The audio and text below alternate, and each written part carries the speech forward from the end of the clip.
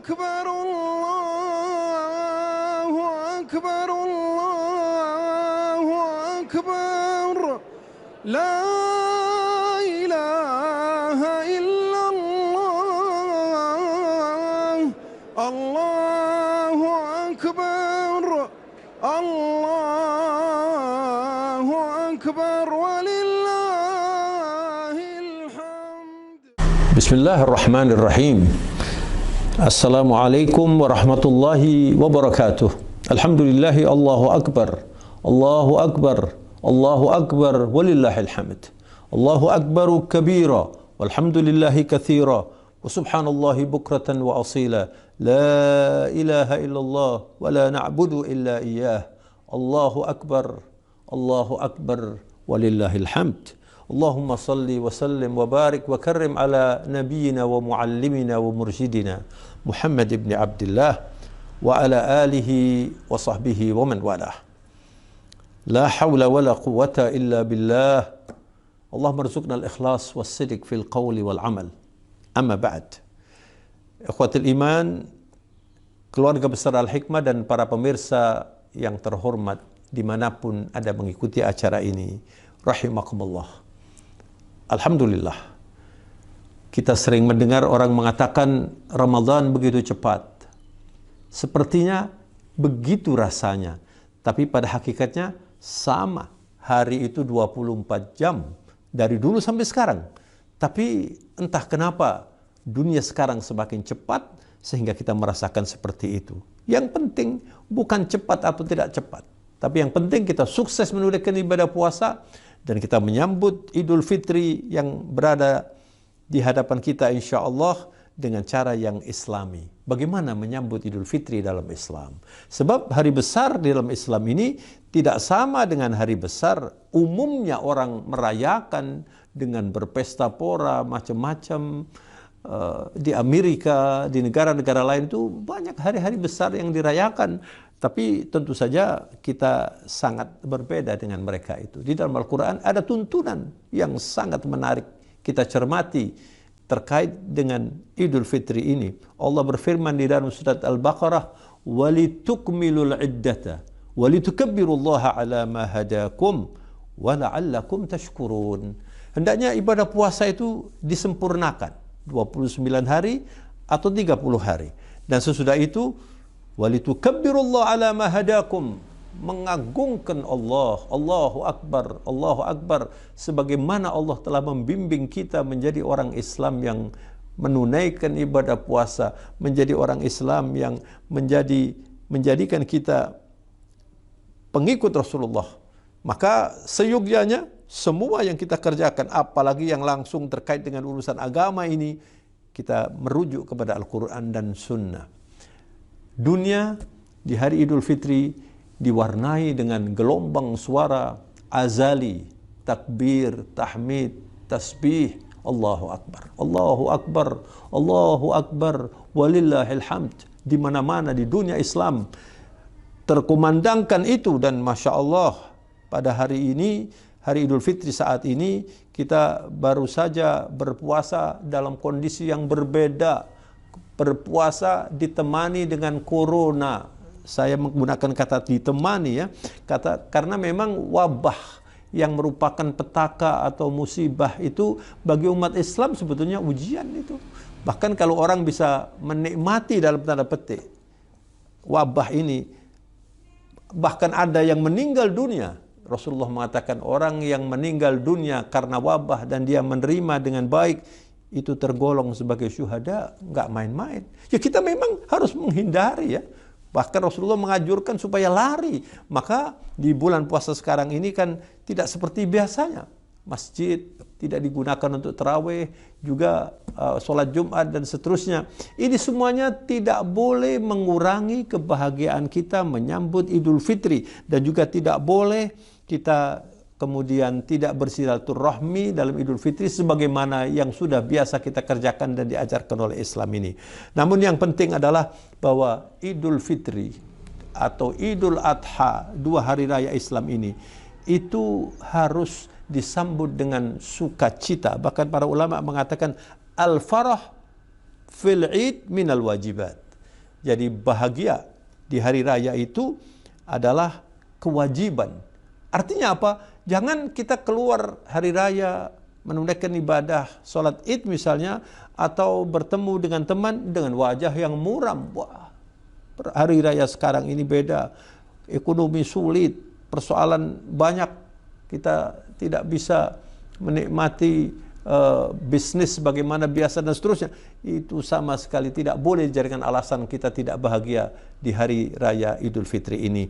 Oleh karena itu di dalam Al-Quran Allah Subhanahu wa ta'ala membimbing kita apa yang paling layak kita sambut dengan sukacita dan bahagia adalah fadl wa rahmah minallah. Salah satu adalah Idul Fitri ini. Wa sadaqallahul azim. Allah berfirman, qul bifadlillahi wa birahmatihi fabidzalika falyafrahu huwa khairun mimma yajma'un. Allahu akbar.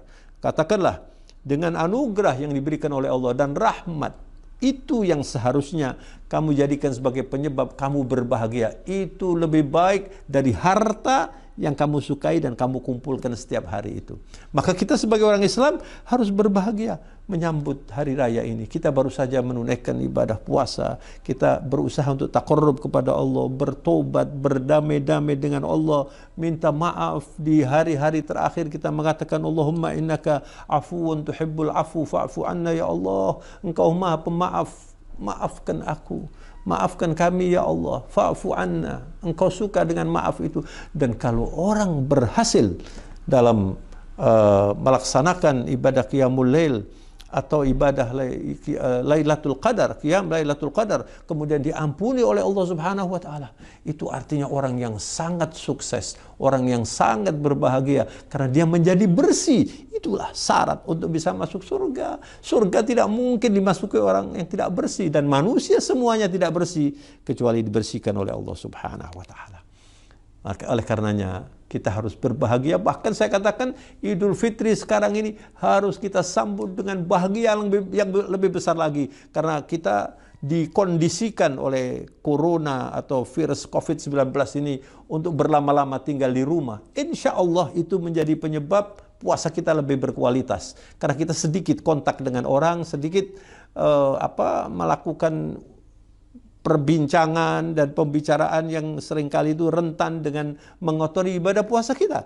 Maka kita harus bersyukur. Oleh karena itu ada 3 hal penting yang perlu difahami dalam kita menikmati Idul Fitri ini. Ya, yang pertama, bahwa Idul Fitri itu punya makna. Ya, yang pertama adalah makna yang terkait dengan aspek religiusitas, atau dengan bahasa agama Id bimakna ad-dini. Dia mengandung hari raya yang islami, yang agamis, yaitu oleh karena itu dibimbing oleh Rasulullah ketika kita memasuki hari Idul Fitri, lalu pagi hari kita makan kurma seperti halnya kalau kita berbuka.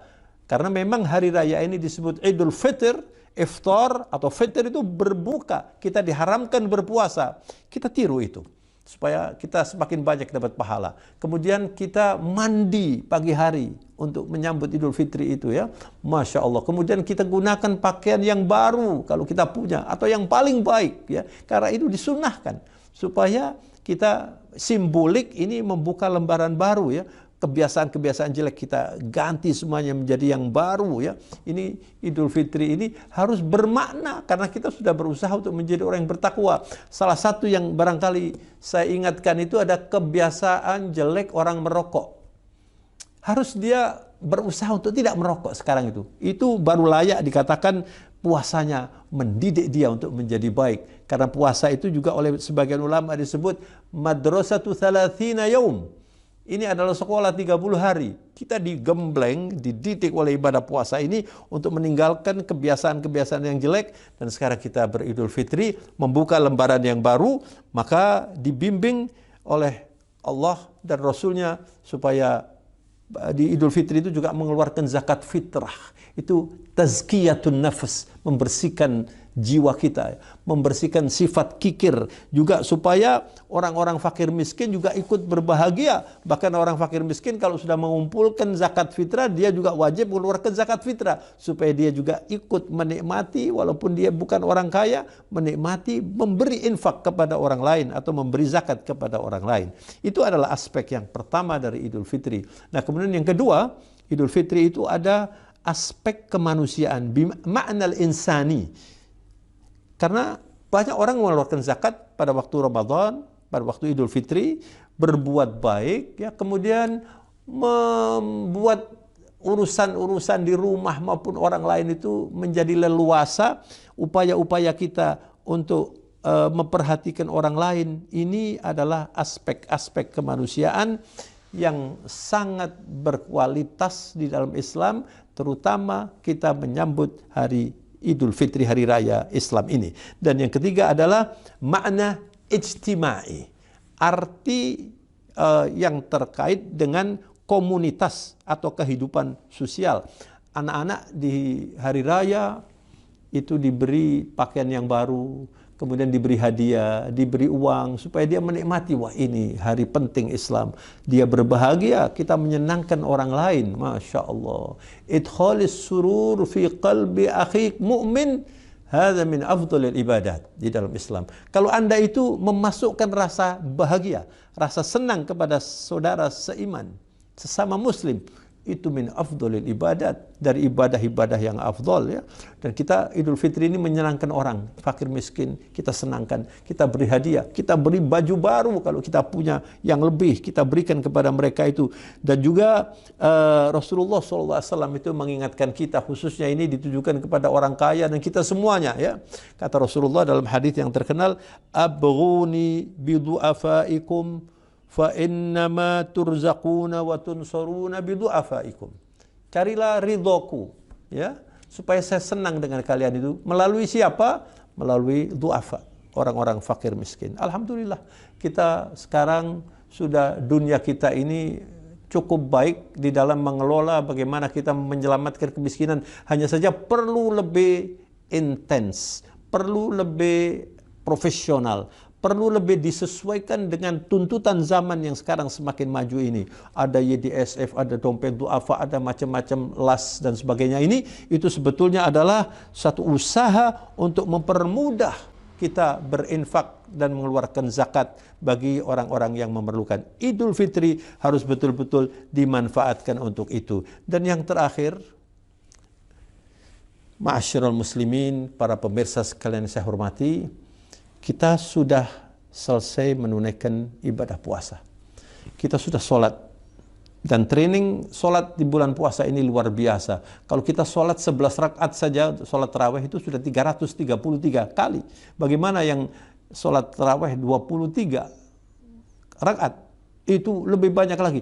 Harus ini menjadi training yang berbuah, supaya setelah ini kita bisa istiqomah. Sebab Islam ini kalau tidak kita bangun dengan istiqomah, kita tidak bisa menikmati. Kita tidak bisa menikmati lezatnya Islam itu.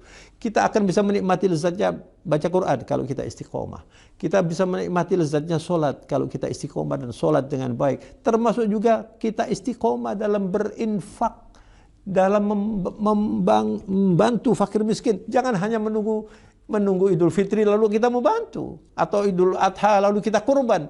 Kita jadikan itu sebagai pelajaran atau pendidikan supaya kita hidup itu bernuansa yang seperti itu. Sebab kalau kita sudah bisa membangun disiplin dan istiqomah, lalu bisa menjadi orang beriman yang selalu beramal soleh, ada hadiah yang luar biasa dari Allah Subhanahu wa Ta'ala, yaitu ayatnya berbunyi, innal ladzina amanu wa amilus salihati sayaj'alu lahumur rahmanu wadda. Allahu Akbar. Sesungguhnya orang-orang yang beriman dan beramal soleh, orang-orang itu kalau beriman dengan kualitas yang baik, beramal soleh dengan ikhlas, kemudian menjadi pola hidupnya, maka Allah akan memberi hadiah al-wudda. Para ulama menerjemahkan al-wud itu khalisul hubb.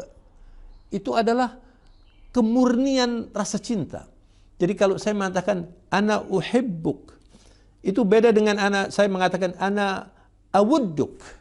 Saya cinta. Kalau ini saya tidak bisa menerjemahkan lagi. Yang sini hub, sini wud. Itu lebih dari sekedar cinta yang biasa.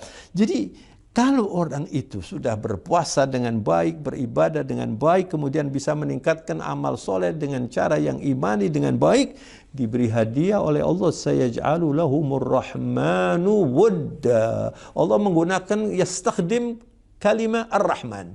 Ar-Rahman itu adalah Maha Pemurah Allah yang universal, diberikan kepada siapa? Jadi jumlahnya sangat besar sekali, diberikan kepada orang yang bisa membangun amal soleh dan di atas keimanan yang baik, al-wud. Kalau sudah seperti itu, dia akan menjadi orang yang dicintai oleh makhluk Allah ini. Dan itu adalah tanda orang dicintai oleh Allah. Orang yang dicintai Allah pasti dicintai oleh makhluk Allah, dicintai oleh malaikat Allah.